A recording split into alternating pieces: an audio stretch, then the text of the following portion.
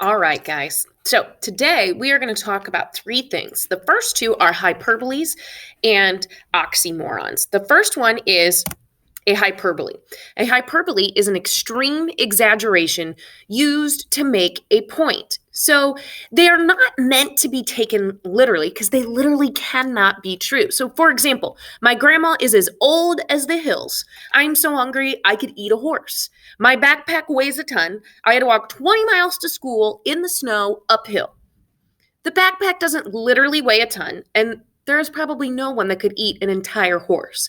So it is supposed to convey an exaggeration used to make a point that your backpack is extremely heavy, you're really hungry, your grandma is super old, or you felt like the walk to school was ridiculously difficult.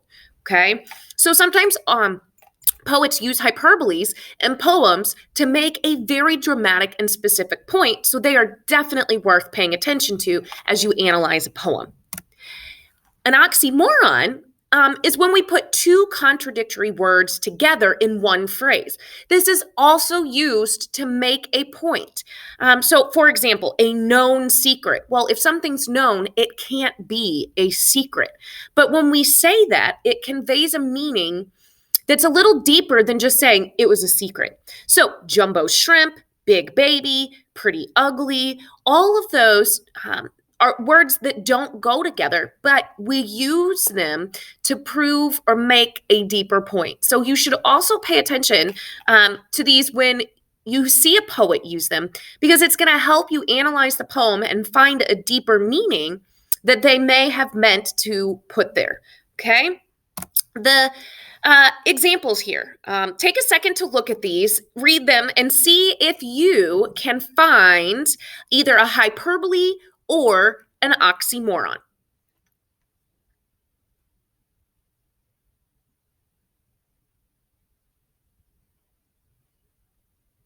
Okay, hopefully you found that in number one, he's got tons of money is a hyperbole, because there's not tons. That's way too much. Number two, hopefully you found that love-hate relationship is an oxymoron. Love and hate are the opposite of each other, but they're definitely making a point that it's a pretty volatile relationship. Number three, raise the living dead. That's a hyperbole. Clearly, the dead aren't going to come alive again. Number four, she's older than the hills is a hyperbole. It just means she's super old.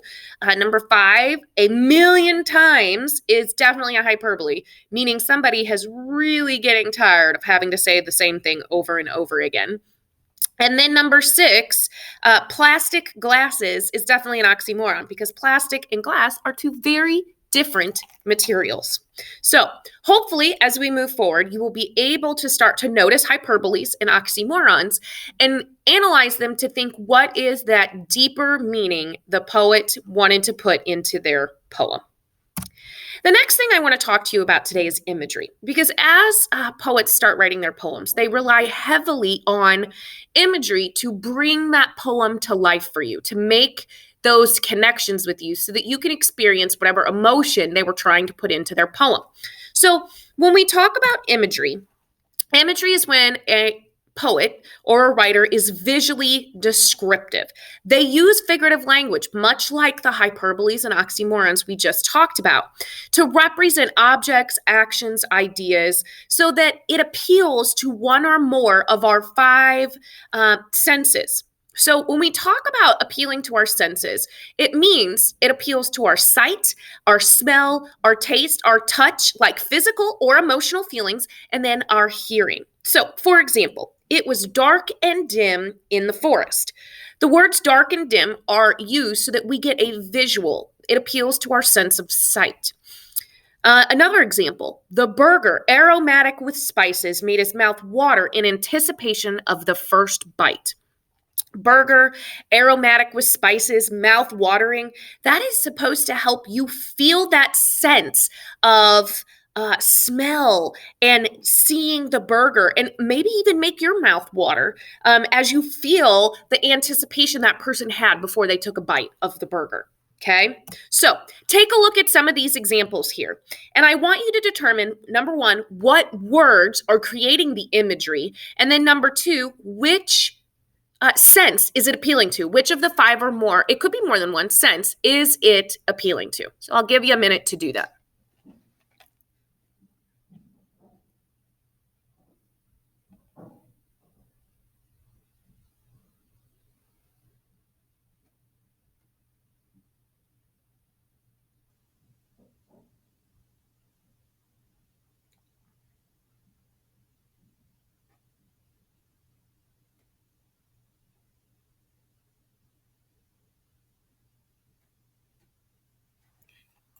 All right, hopefully that was enough time. So if we take a look at number one, the glittering and white is supposed to help appeal to your sense of sight. And if you notice, the author actually even put the word sight in the sentence. Sometimes they do this, sometimes they don't. In number two, it was popping and crackling, salty and greasy, and it's supposed to appeal to your sense of hearing and smell. Number three, it was tired, burning muscles, tickled his skin, and then cooled on his brow. That is definitely supposed to appeal to your sense of feeling, that you can almost feel what that person was feeling at that moment in time. Number four, melted in her mouth, bittersweet chocolate, slightly sweet but salty caramel. All of that is supposed to be your sense of taste. And then number five, sweet hibiscus, tropical smell. That is definitely supposed to appeal to your sense of smell.